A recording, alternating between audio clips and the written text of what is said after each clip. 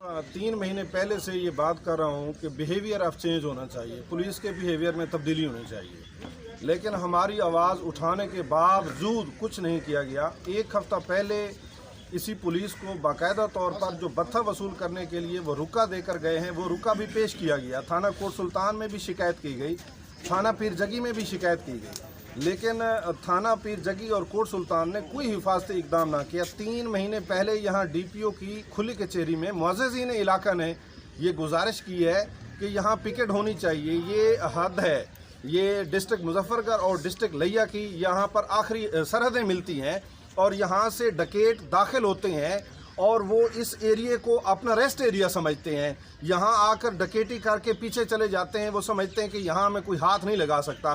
लेकिन बदकिस्मती की बात ये है कि DPO साहब को ये गुजारिश करने के बावजूद, SHO को गुजारिश करने के बावजूद, निशानदेही करने के बावजूद, वो बत्थे वाला रुका दिखाने के बावजूद आज मासूमों के ऊपर हमला किया गया है, आज सोए हुए लोगों के ऊपर हमला किया गया है, रात की तारीकी में हमला किया गया है। तो क्या ये बच्चा जो रो रहा है, क्या ये यहाँ रहना छोड़ दें? क्या यहाँ से ये घर उखाड़ कर कहीं और चले जाएं? ये इतना बड़ा घर जो उन्होंने बनाया है मेहनत करके, वो यहाँ से छोड़ के ये वहाँ से, उस बच्चे को देखो रो रहा है, इस बच्चे को देखो रो रहा है, वो पीछे खड़ा बच्चा रो रहा है, इस बच्चे को देखो खड़ा रो रहा है। क्या हमारी पुलिस यही कुछ करेगी? उल्टा एक हफ्ता पहले जब शिकायत की गई तो शिकायत करने पर SHO साहबा कह रही हैं कि अगर इतना खतरा है तो इस तरह करते हैं कि इस जवेद कोई उधर बिठा लेते हैं, यानी मुदाई कोई वहीं थाने में बिठा लेते हैं। बड़ा कमाल की तकनीक आ गई है, बहुत कमाल ही पुलिस हमारी तरक्की कर चुकी है, बहुत कमाल इन्वेस्टिगेशन का तरीका है।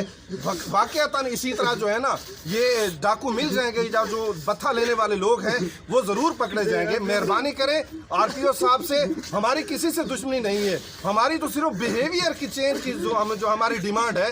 अगर ये बिहेवियर चेंज हो जाए, रात के वक्त यहाँ गश्त हो, ये 7 सरहद के ऊपर रोड पड़ा है, यहाँ से 5 एकड़ के फासले के ऊपर रोड पड़ा है, 5 किलोमीटर के फासले पे रोड नहीं पड़ा, 5 एकड़ के फासले पे रोड पड़ा है।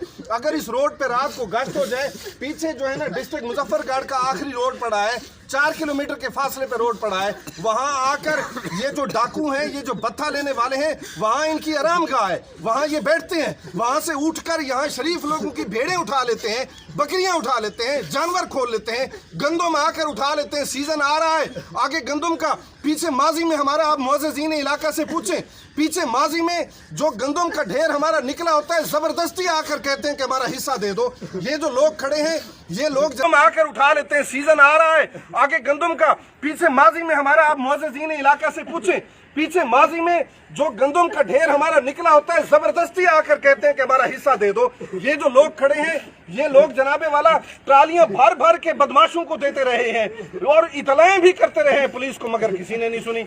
हमारी तो DG जो है ना, DIG से, हमारी RPO से, वजीर आला से ये गुजारिश है कि ये बिल बनाते, ये रोते बच्चे मेहरबानी करें, ये आपके बच्चे हैं, ये सल्तनत के बच्चे हैं, ये कौम के बच्चे हैं, ये कौम के लोग हैं, मेहरबानी करें, इनके हाल के ऊपर रहम करें। यहाँ बाकायदा पिकेट भी बनाए और इनको तहफ़्फ़ुज़ भी फराहम करें। तहफ़्फ़ुज़ फराहम करना सल्तनत की जिम्मेदारी है, सल्तनत माँ होती है, तहफ़्फ़ुज़ माँ ने देना है, ये माँ की जिम्मेदारी है।